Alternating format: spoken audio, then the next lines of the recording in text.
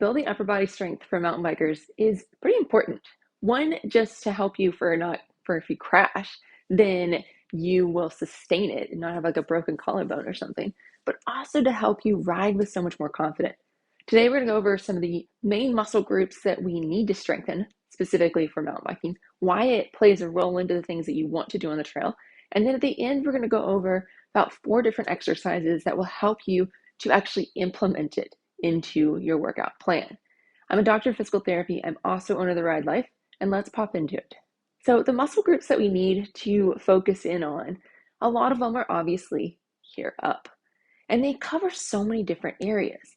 One of them being our shoulder blade muscles. So how our shoulders are kind of connected back to our main part of our skeleton. One, the bony attachment back is our collarbone.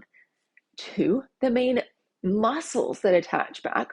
Some of them are shoulder blade muscles, and they're basically the muscles that connect from your shoulder blade back to your spine or to your ribs. And so they can be back here, or they can be ones that wrap around the front. Now we also have our pec that connects in through here in this region, and that can also connect from our shoulder blade, more the front part of our shoulder blade, and into our rib cage to help with it. And all of these guys give stability for our actual shoulder joint, because as we think about our shoulder, it's a ball and socket. So we have a really big ball and we have a small little socket that it kind of abuts. This helps us with getting so much more range of our actual shoulder, because I can lift it and move it so many different ways that if it had more of a bony connection or stability in that, bony wise, that it wouldn't have that. We can also think about our hip joint. Our hip joint is a ball and socket, but I can't move my leg in all these different planes that far of a movement because it's more stable. The socket actually sort of wraps around the actual hip ball, and so it limits it in its movement pattern. Shoulder, not so much the case. And so our muscles play such a big role in this. This is why if we aren't strong in our shoulders, then we have so many more issues when it comes down to our appendages, our hands. This can cause hand numbness, hand tingling. It can cause other neck issues because we're not using some of the main muscles that connect over to our spine and our rib cage. And so it makes us use the ones that connect from our shoulder blade to our neck. And that puts so much more stress, the upper neck, the upper trap here that we have, the upper neck. We have our cervical spine that it's not really meant to hold that much load. And so it can actually give us neck pain. It can limit our neck movement. It can limit our neck function in this. These kind of the reasons why it's so important that we have strong shoulder blades and that we have those connection points in, meaning our chest, meaning mainly between our shoulder blades and our spine.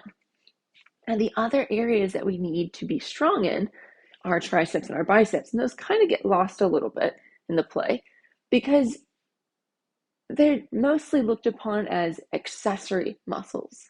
They're not as specific into our shoulder, but they're still important when it comes to mountain biking because we need to be able to push things away. We need to be able to pull things.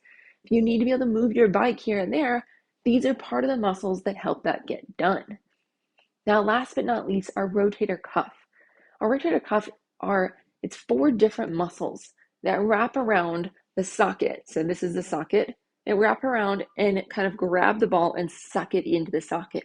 This is what gives our shoulder its main stability and connection point of keeping that ball in the socket, are those 4 different muscles.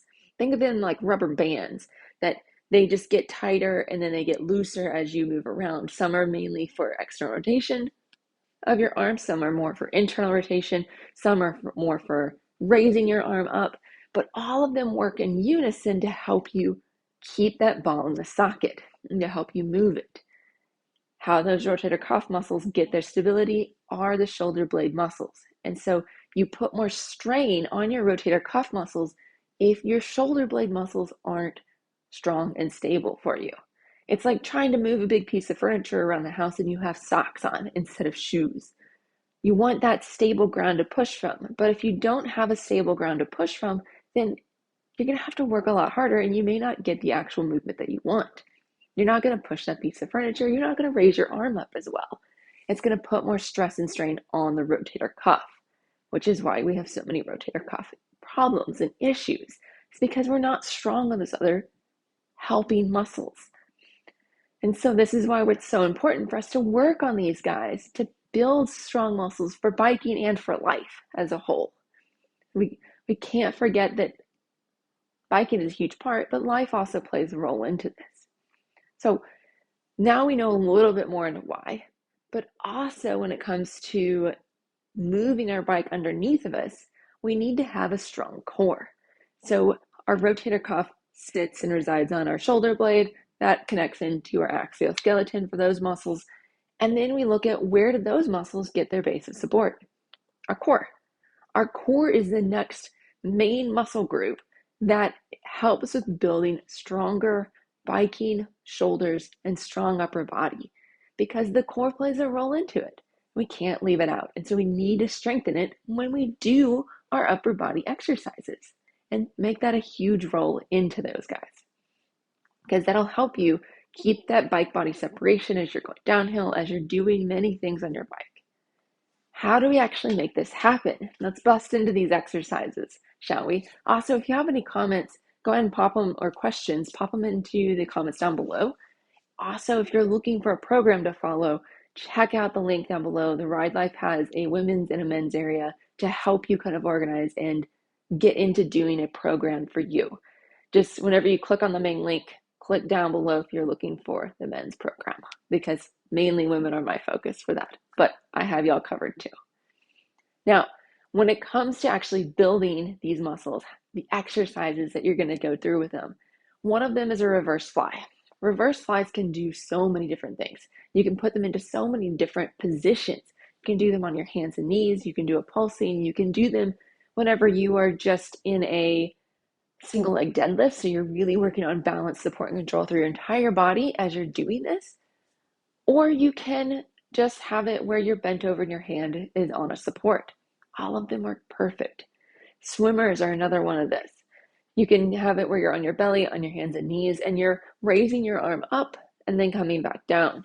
This works your shoulder blade muscles. It also works your rotator cuff muscles, depending on how the angle of your hand is. If you want your thumb up, then you're going to get more of those external rotators, these guys, because your thumb is now up, and that's what happens whenever you rotate that outward. You get your external rotators of your rotator cuff. Obviously, anytime you do a shoulder movement, you're going to get your rotator cuff as well.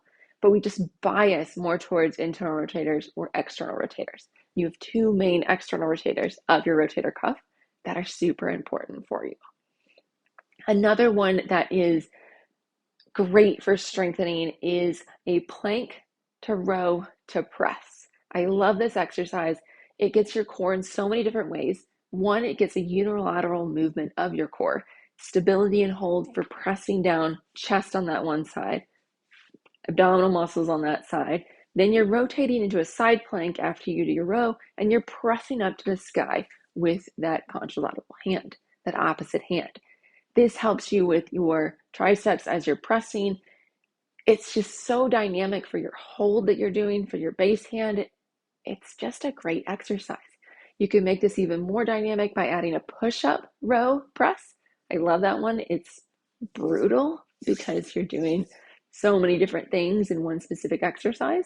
And so you can limit it by just doing that row to press. Great exercise for it. Another one that I really like is a bicep curl to overhead press. This is one that you can do in many different positions, and it can work different things in different positions. You can do them same, like both sides at the same time. I prefer doing one side at a time. Gets your trunk working differently, and it has to hold against that unilateral weight. And also, you can really focus in on your movement patterns and making sure as you're pushing that weight up that you're thinking about your shoulder blade kind of pulling that arm up for you. And it's getting that shoulder blade control, that shoulder blade stability as you're doing that overhead pull.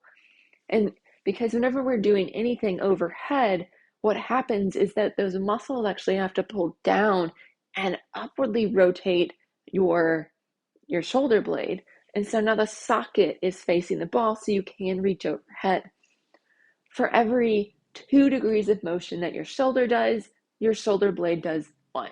And so if I'm doing 120 degrees-ish of arm reaching, shoulder reaching, then my shoulder blade actually has to rotate up 60 degrees, which is why you can think about it being like a pulley. It's like pulling down on part of that shoulder blade, which rotates it upwards. So you can do it. And you could even do it right now, just doing more of like a snow angel, which is another great exercise that you can do to really focus in on that movement pattern and those shoulder blades tipping and rotating as you're doing the actual pattern. I hope that you add these exercises in. I hope that you understand how they're important to your life and also to biking, helping you have more confidence out there, limit your neck pain and your shoulder pain, and also if you have any numbness or tingling in your hands, these are great exercises for you. Cheers, y'all.